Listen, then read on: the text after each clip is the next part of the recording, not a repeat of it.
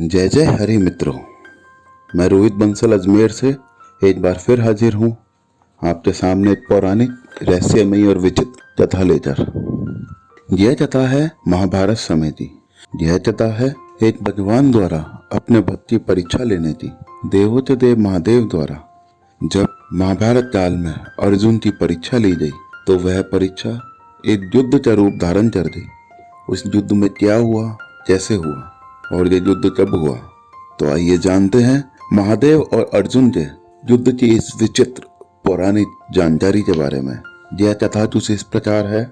एक बार अर्जुन उत्तराखंड के पर्वतों में विचरण करते हुए एक अपूर्व सुंदर वन में जा पहुंचे। उत्तराखंड वैसे ही पूरा हरियालियों से भरा पड़ा है।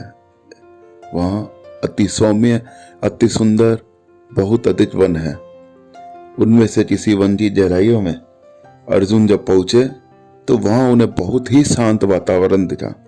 इतना शांत वातावरण कि उनको लगा इससे ज्यादा निर्मल और प्यारी जगह दुनिया में कोई नहीं है। वो वहीं पर ही भगवान शंकर की तपस्या में रत हो गए।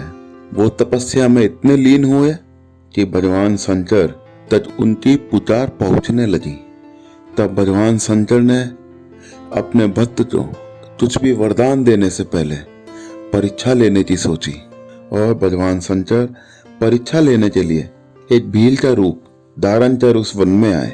जब शिव जी भील का रूप धारण करके अर्जुन के सामने आए तो उन्होंने देखा कि दूसरी तरफ एक सूकर अर्थात सुअर जो एक दैत्य था, वो भी अर्जुन के ऊपर घात लगाए बैठा था।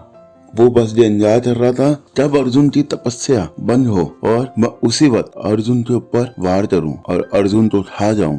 यह देखकर भगवान शंकर को अर्जुन पर दया आई और उन्होंने एक बाण सुअर के ऊपर छोड़ दिया। लेकिन विधाता का खेल देखिए, उसी वक्त अर्जुन की भी तपस्या बंद हुई और उसने भी तुरंत एक बाण सुअर के ऊपर छोड़ दिया।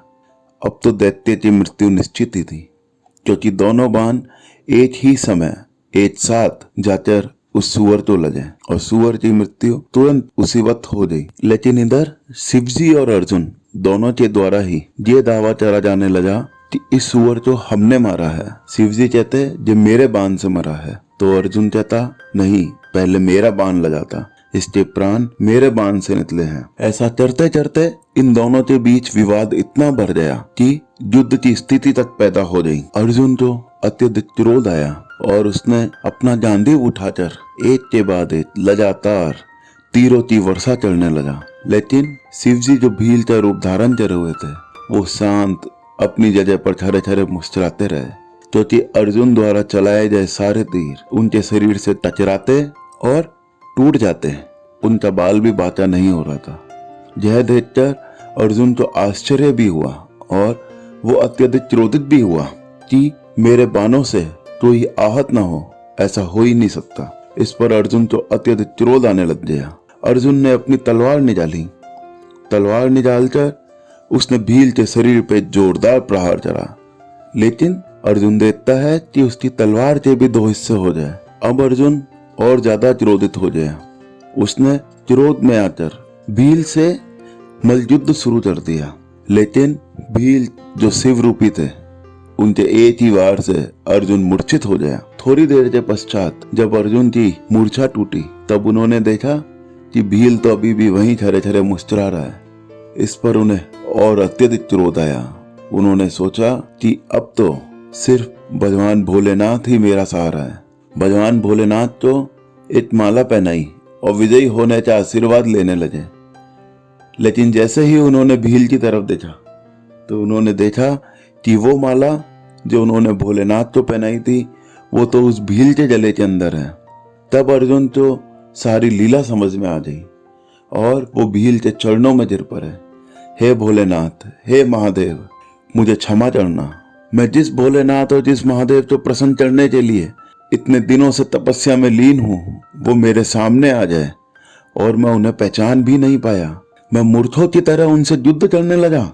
मेरी भूल को मेरी नादानी समझकर हे भोलेनाथ मुझे क्षमा कर देना।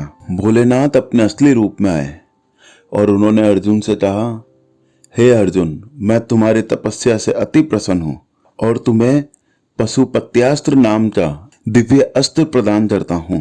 भगवान महादेव अर्जुन को पशुपत्यास्त्र प्रदान कर अंतर्ध्यान हो जाए। उसके पश्चात वहां पर अनेक देवता आए, जैसे वरुण, यम, कुबेर, गंधर्व और इंद्र अपने अपने वाहनों पर सवार होकर सभी देवता वहां पधारे। अर्जुन ने सभी देवी देवताओं की विधिवत पूजा की, उन सबको नमस्कार करा। उनकी पूजा से प्रसन्न होकर यमराज ने कहा, अर्जुन, तुम नर के अवतार हो तथा श्री कृष्ण नारायण के अवतार है। तुम दोनों मिलकर अब पृथ्वी का भार हल्का करो। इस प्रकार सभी देवताओं ने अर्जुन को सदा विजयी होने का आशीर्वाद दिया और अपने विभिन्न प्रकार के दिव्य एवं अलौकिक अस्त्र शस्त्र प्रदान करें। दोस्तों, यह कहानी दो रूपों में प्रचलित है।